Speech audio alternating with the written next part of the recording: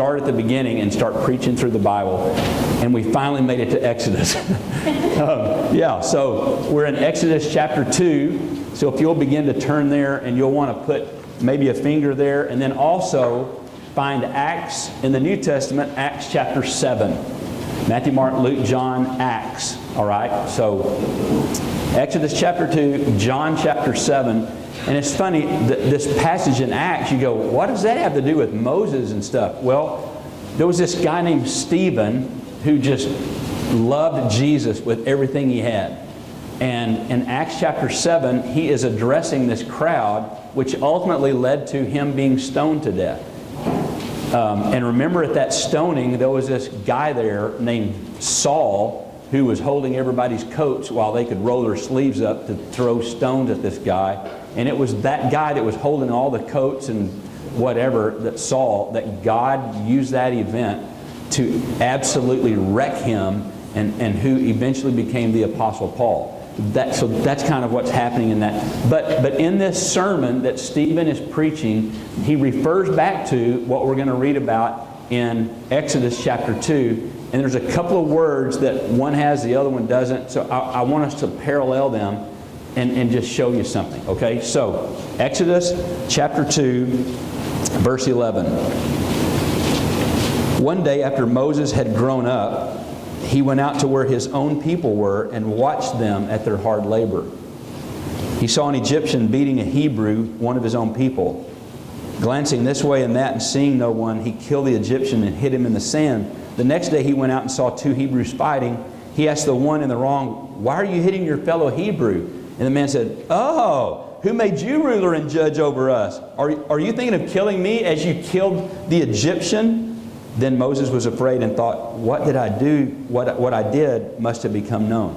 Okay, just stop right there. Go to the Acts chapter 7. And we're not going to get to all of that today. I want to just show you one thing that I've just kind of been chewing on. Acts chapter 7, start in verse 23. When Moses was 40 years old. Okay, in Exodus, what did we read? When Moses had grown up. There's still hope for some of you. You go, I'm 30-something, I don't feel grown up. Okay, Moses was, I'm playing. All right, so when he was 40 years old, he decided to visit his fellow Israelites. He saw one of them being mistreated by an Egyptian. So he went to his defense and avenged him by killing the Egyptian. Moses thought, and I got that word circled, and you'll see why. Moses thought that his own people would realize that God was using him to rescue them. But they did not. The next day Moses came upon two Israelites who were... Verse 25 is just crazy to me. I don't know that we'll get to that, but Moses thought that his own people would realize that God was using him to rescue them, but they did not. And we'll understand why. The next day Moses came upon two Israelites who were fighting. He tried to reconcile them by saying, "Men, you are brothers. Why do you want to hurt each other?" But the man who was mistreating the other pushed Moses aside and said, "Who made you ruler and judge over us? Do you want to kill me as you killed the Egyptian yesterday?" When Moses heard this, he fled to Midian, where he settled as a foreigner and had two sons. That verse encompasses 40 years. Where he settled and had two sons, that was a 40-year period. Okay, and I don't know that we'll get all that far today either. But I want to tell, okay, so there are two things that are going on simultaneously. Okay, in the first 40 years of Moses' life. The first 40 years before it said, and he grew up. Okay, so here's what was happening. In Egypt, there was a remnant of people called the Hebrews. Those of you that have been here understand that's what came out of when Joseph ended up going, remember, and he brought Jacob and all of his brothers that had sold him, and that beautiful story. So during this time, in these 40 years, Moses' first 40 years, the Hebrews, the children of Israel, are under this despotic Pharaoh, and they are treated mercilessly and cruelly, and it's harsh, and every day they're beaten.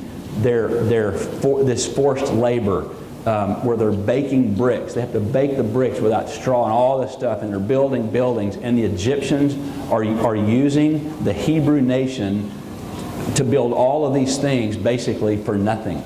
And it's just, I mean, hour after hour after hour, the harsh and cruel treatment was just incredible. Meanwhile, Moses, although I just thought of this week, he was the only free Hebrew. But remember, Moses had been put in the little basket in the Nile River when Pharaoh, what happened was Pharaoh began to see that this nation inside of his nation was growing, and it was the numbers were just increasing so quickly that he realized that if there were ever a battle or a war with a neighboring country, that this group of people inside of his own might turn on the Egyptians. And so he began this whole thing of trying to get rid of them through a form of birth control and murdering the babies. And so he got the midwives and said, whenever there is a Hebrew child born, you make sure it gets killed. But the midwives wouldn't do it, and so finally Pharaoh says, okay, whenever there's a baby born, throw him in the Nile River.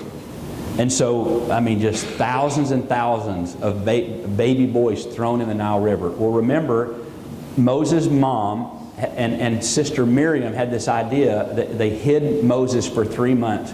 And finally, they put him in this little basket they made and put him in the Nile. We talked about that last week. By the way, we had a meeting this morning about this, working really hard to figure out what's going on. We have it figured out, and so hopefully in the next few weeks we can upload all these past sermons that you can get hold. Okay, so anyway, Moses gets delivered, and Pharaoh's daughter, it just so happens that how the Holy Spirit leads this Pharaoh's daughter to bathe at the certain time and all these things that God orchestrates, and she sees the baby, and Miriam, Moses' sister's watching in the bushes, and do you want me to get one of the Hebrew women to nurse for you? Oh yeah, that'd be awesome. And she goes and gets her mom. And so Moses gets the first years of his life with his mother, and then ends up in Pharaoh's house as the son of the daughter of Pharaoh, which is crazy. So all of those things are going on at the same time. But then there came a day when he's 40 years old, when that verse that says when he grew up. Let me explain that. There came a day that while all this was going on, he realized, and he never put these two things together.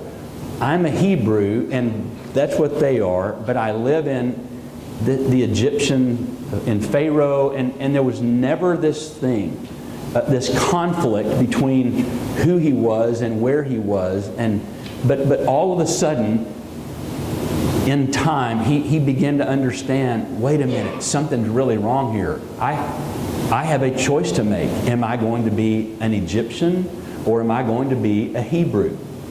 You're going, okay, what's the big deal? Well, he's at a crossroads. He begins to think for himself, and up till now, everybody had thought for him. Remember now, Moses, growing up where he grew up, he went to the finest university in Egypt. We talked about this Wednesday night. I mean, he was astute in astronomy, in chemistry, and they had the best library in the world. And he had read all. I mean, he 40 years of them training his mind in the whole Egyptian academia. And so he was this brilliant genius, just a brilliant man. But it was all head stuff. And all of a sudden, one day, he feels his heartbeat. Everybody had done the thinking for him, and one day he sees his people and he feels his heart do something it hadn't done before. And now there's this conflict between his head and his heart. And he realizes he has to make a choice. Am I going to be this, or am I going to be this? 1 Kings chapter 18, remember, you don't have to look there, but I'm just reminding you this story. When Elijah was up on the mountain, remember, and he goes, okay, let's have a contest. Get your sacrifice, and you do it, and I'll get mine, and we'll see who God answers. Remember that? And he said, I love that story. He goes, wow, what's wrong with your God? Is he sleeping? Oh. It's fun. Okay, never mind. So anyway, they had this contest, but he says this incredible sentence in chapter 18, verse 21. He says to them, how long will you waver between two opinions? Choose one of these gods. How long will you waver? And that's kind of what's going on here, and it's going on here today. How long will you waver between two opinions? You have a choice to make, and to not choose is to choose. Not to choose is not an option. That in itself is a choosing, okay? And so, because he lived with his head, from his head and all that was poured in, he reasoned. This reason, he began to conflict with this thing in his heart. He hadn't felt this before, this necessity of, I have a decision to make. He realized it was impossible to retain this connection with his Hebrew brothers and yet living over here in this Egyptian wealth and opulence and luxury, and he had everything. He had to make a choice. It had to be one or the other. And up until now, he could stave the choice off, but now it's like in this verse, you can almost feel it. It's like, I have a choice to make. I have to decide. See, in most of our lives, there's this thoughtlessness, basically. We don't even give that kind of a thing a thought. There's no serious reflection of what Christianity or religion, whatever you want to call it, requires us to decide between that and the world. But ultimately, there comes a day when you and I, and for many in this room, I pray today's the day, that you look at this and you go, I am living a lie. I profess this, and yet I live like this. I profess to be a child of God, and yet there's no difference in my life than this life of this Egyptian. Does that make sense? And it's incompatible. And so we go, well, I can serve both. I can do that. This one gets under my skin. I got to rein myself a little bit today because I could really get carried away. But there is, especially in this generation of our teenagers and college-age kids up to 30, there's this thing that they think, I can just do what I want to do. I love God, and yet I can just live any way I want to live. I don't have a problem with this lifestyle. I love God, and I have this lifestyle. And the question in 1 Kings 18:21 is still the same. How long will you waver between two opinions? You cannot be both. And neither can you, Mr. 85-year-old. And neither can you, granddad or grandmother or 50-year-old or whatever. You cannot live both ways. You have to decide, am I going to be this or am I going to be this? Because they don't go together. Friendship with the world, James says, is enmity with God. It's black and white. The contradiction, utterly and absolutely, between what is in the world and the love of the Father. They're in conflict with each other. We have to choose. I must choose. You have to choose. Okay, it's God or the creature. It's Jesus or the world which crucified Him. It's God's people or friendship with those who despise Him. There's no room for dallying around. It's to choose is not to choose. Okay, so stay with me. Deeply ingrained into the fabric of creation is this understanding, and you know it kind of because of school or whatever, but even if you didn't, you would know this, that for every action, there's a reaction. For every action that I do, there is a reaction. There are no exceptions. So every choice in life, every thought, every word, every action brings a return of circumstances with it.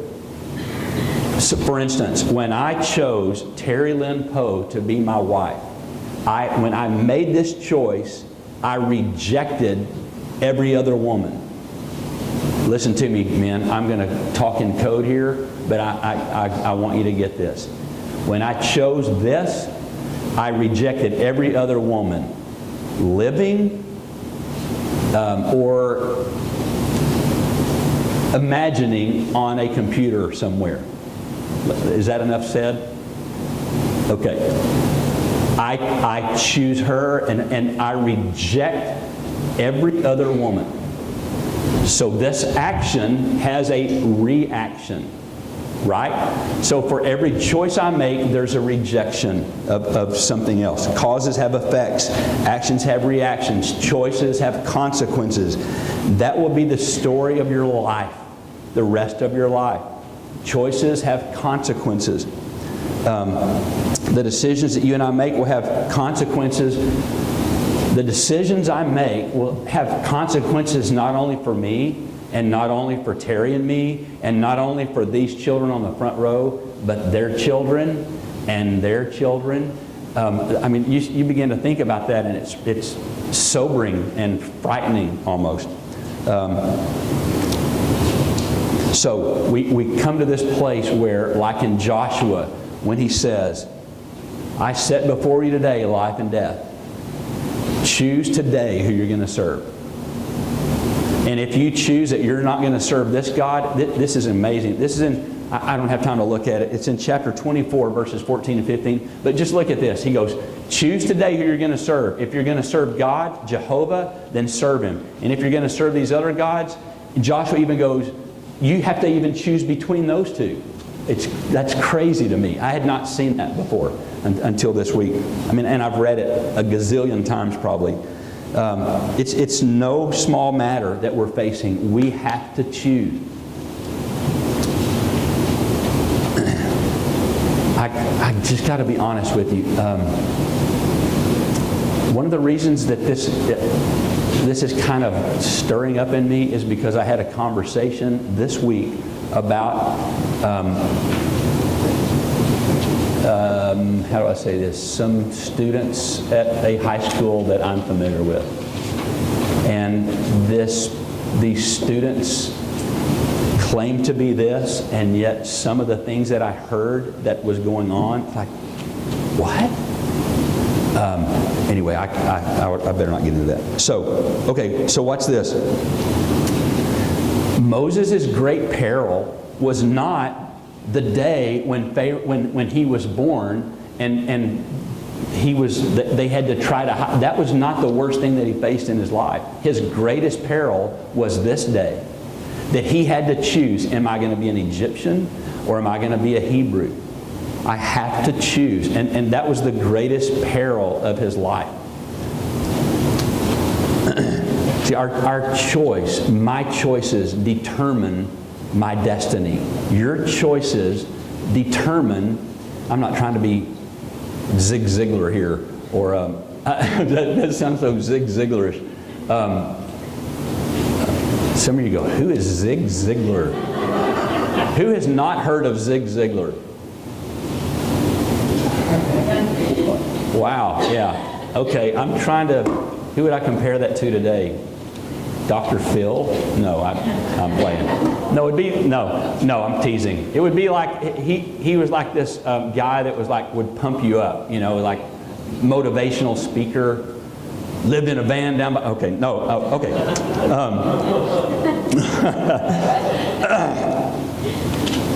So our choice determines our destiny, what we'll become. See, here's the deal. Two lives opened before Moses. It's right here in this verse. Two lives opened up. One is, if I choose, behind door number one for Moses was the rest of his life. He literally, many believe, including this historian and writer named Josephus, believe that Moses would have been next in line to be the king of Egypt, which is crazy. So behind door number one for Moses is, hey, I got it made. I got more money than I could ever spend. I have all the power, all the authority. My life, I'm high on the hog. I live on the silk stocking side of town, and I have it made. That was behind door number one. Door number two was, he understood, these are my people. And I understand if I choose door number two, I am for a life of poverty and for heartache and hardship. And so this was the greatest peril of his life, to make this kind of decision. And his head, which he, for 40 years, goes, that's no choice at all. My head goes, well, I'd be crazy to walk away from this.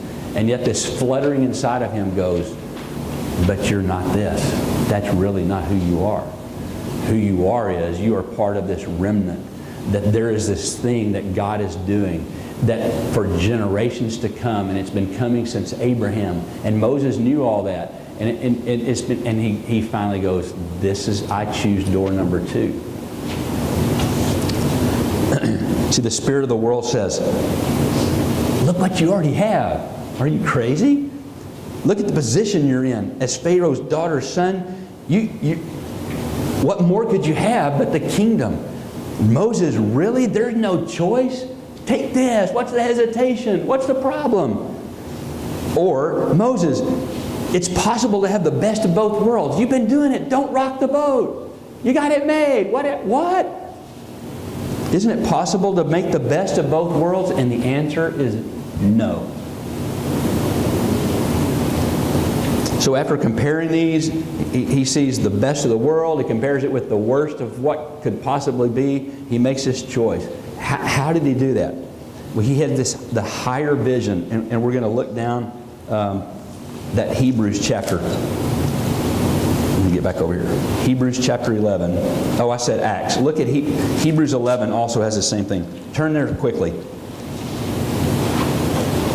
So when you find the New Testament, Matthew, Mark, Luke, John, Acts, the Romans, which is a pretty big book, keep going. You can go through the Corinthians, and then you go through Galatians, Ephesians, Philippians, Colossians, and you're getting close, okay? If you hit James or Peter or whatever, go back to the left just a couple of pages, Hebrews. Okay, why do you do that? Because when I pastored in Texas, this church, which started out really tiny, just exploded. And we baptized like 250 people. I mean, it just exploded, and none of them had ever. And so I would have to go turn to page number, and it was such a joy. So that's why I keep trying to tell you, I'm not talking down to you when I talk about how to find something. Okay, Hebrews chapter 11.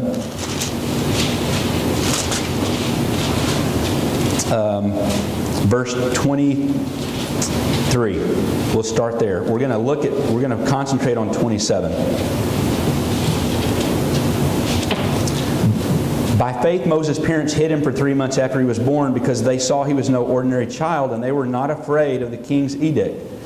But by faith, Moses, when he had grown up, refused to be known as the son of Pharaoh's daughter. Okay, so that verse shows us his choice, right? He refused to be known as the son of Pharaoh's daughter. He chose to be mistreated along with the people of God rather than to enjoy the pleasures of sin for a short time. Wow. He regarded disgrace for the sake of Christ as of greater value than the treasures of Egypt. Goodness. Because he was looking ahead to his reward. By faith he left Egypt, not fearing the king's anger. He persevered because he saw him who is invisible. Wow. Okay, stay with me. We're almost through.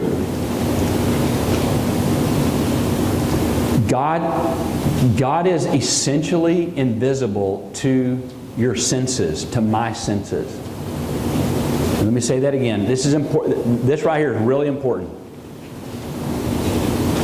God is essentially invisible to our natural senses and to the natural mind. He is the invisible one that the writer of Hebrews just said. God is a spirit, and the physical eye cannot behold that which is of the Spirit. Okay? My physical eye can't behold pure spirit. In other words, my eyes, or any sense, eyes, ears, nose, whatever, my senses have no fitness for dealing with anything in the spiritual realm. Okay? I promise this is going to make sense. Stay with me right here. This sounds a little too analytical or whatever. But okay, so in other words, truth, holiness, love, righteousness, that Bubba's saying, holiness, holiness, all of those things that we sang about, those things cannot be discerned with my with my natural sense. Those things are discerned through other eyes. For they neither have material form nor visible color, neither can the infinite Spirit be seen with our finite sense. So infinite cannot be seen with finite. Okay? Okay, so here's the deal. Matthew 5:8. Listen to this.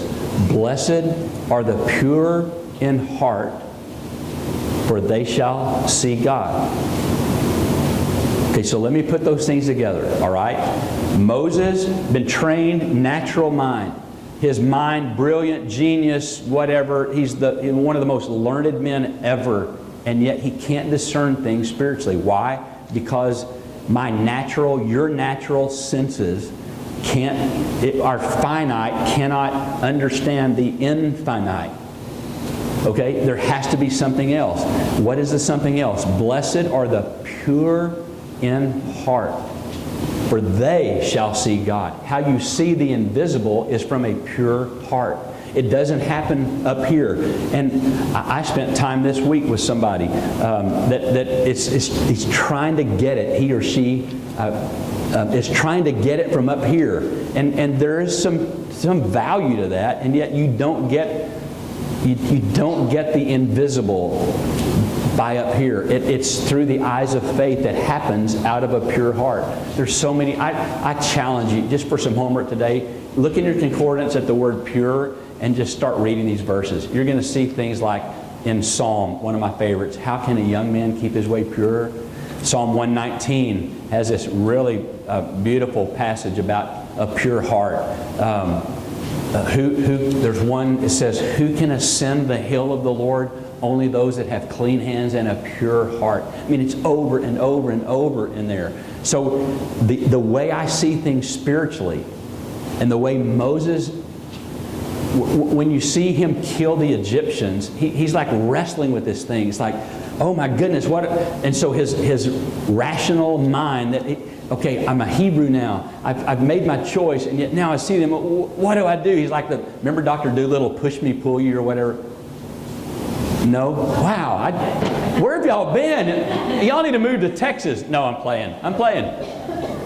You know Jerry? Thank you. Yeah, Dr. Doolittle. It was these animals, and there was a head here and a head here. And they would want to go this way. Okay, never mind. All right. But you see what I have to put up with? Okay, I'm playing. So listen to me. We're almost done. The pure heart, the undivided heart, is the only way you see things spiritually. So, what's my heart? What is your heart? Okay, I'm not talking about this organ that beats however many beats a minute. That's not the heart that it's talking about. The heart is like the Greek word for heart literally means the seat of my emotions, my will. It's the central part of my life. That's what the Greek word for heart means. Someone did a study, and not including the word heart that's talking about the organ that pumps. It's the other definition of heart, that central whatever of who I am. That word appears 855 times in the Old Testament. I mean, it's a big deal. Our heart is a big deal. Our innermost place that God's trying to get us to live from. It's a big deal. Listen to Proverbs explain this battle. The heart is the seat of wisdom, Proverbs 2:10. It's the seat of trust and confidence, 3:5. Diligence, 4:22. Perseverance, 6:14. Okay, here comes some battle. Listen to this battle. Wicked imaginations, 6:18.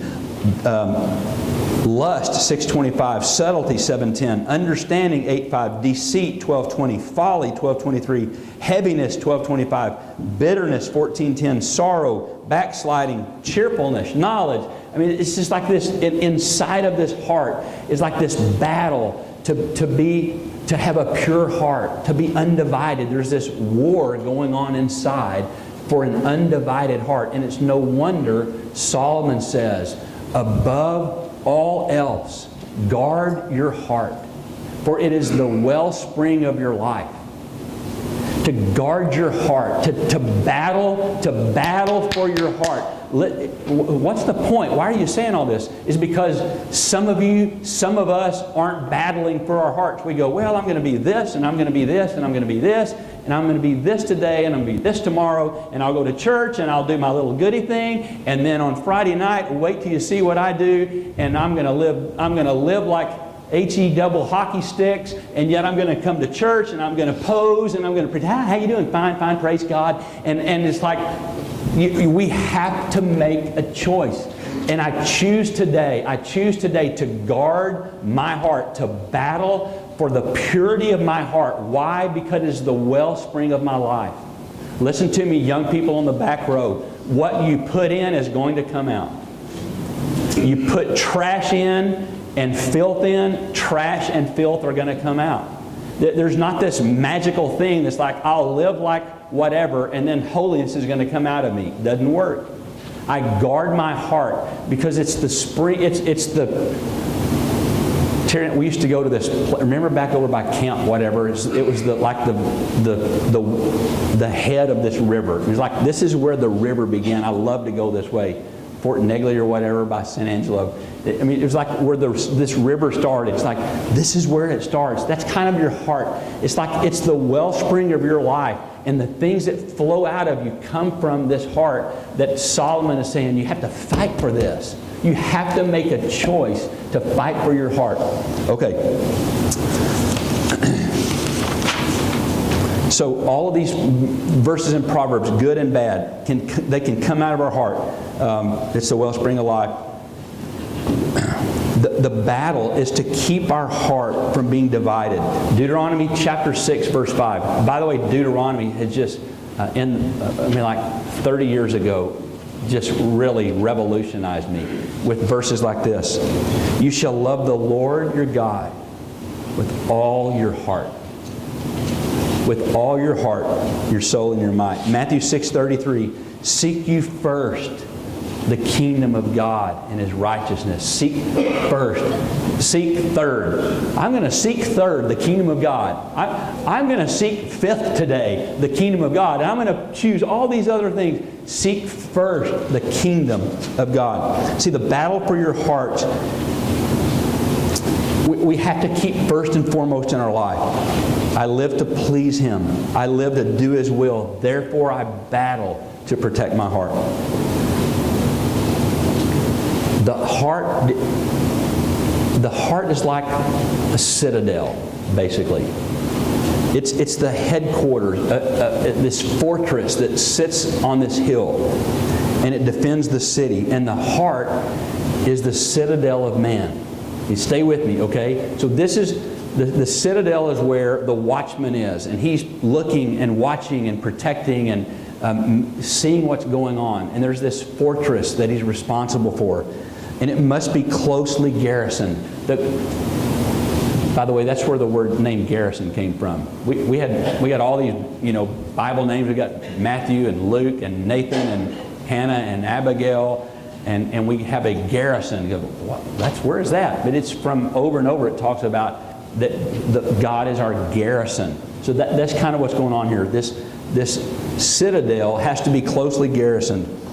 And then the sentinel, the watchman, he can never sleep at his post, because if the citadel is taken, the whole town has to surrender. Does that make sense?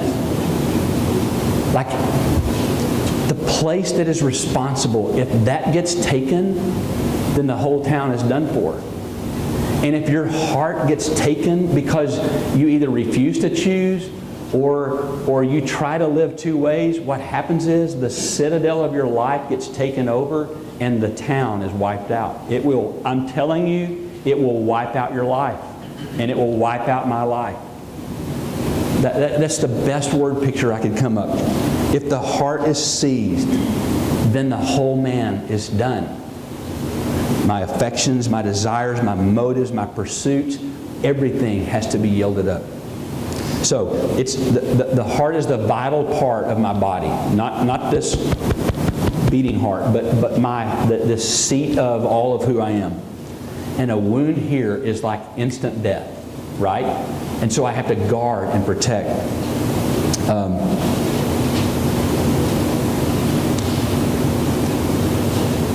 Matthew 15:9 says that the natural heart is a fountain of poison. John 4:14 said, but the purified heart is a well of living water. Therefore above all, I guard my heart, I guard the fountain. Okay, so what does all that have to do with Moses? Okay, here's the deal. Moses made his choice.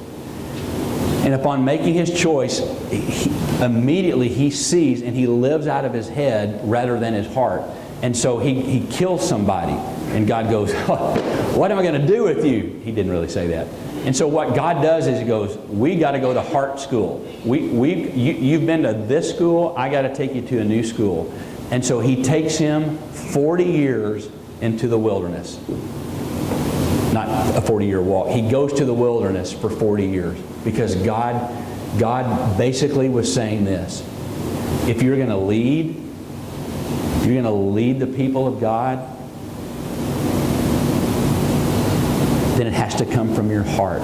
And the way that you learn from your heart is to be alone. And God takes him alone. I talked about this Wednesday night, and I'm not going to rehash all of that. But see, here's the deal. The wilderness is this incredible place. If you dig around in here and you look what happened in the wilderness, it's where David learned. David wrote this in the wilderness. Because the Lord is my shepherd, I have everything I need. He makes me lie down in green pastures. He leads me beside still waters. He restores my soul. Where do you get that? Where do you get that? You get that alone, all alone. I mean, over and over and over in here, you see where this wilderness, what has been produced. But you know what? We don't want that. Listen to me, young people. There's no way around this. Not just young people now. It's like everybody. Turn some stuff off. I mean, really, it's like from the second we wake up, I got Fox News going here, I got my earbuds in, I got this going on over here. And hello, yeah, I'll text you back. No, I got my Facebook.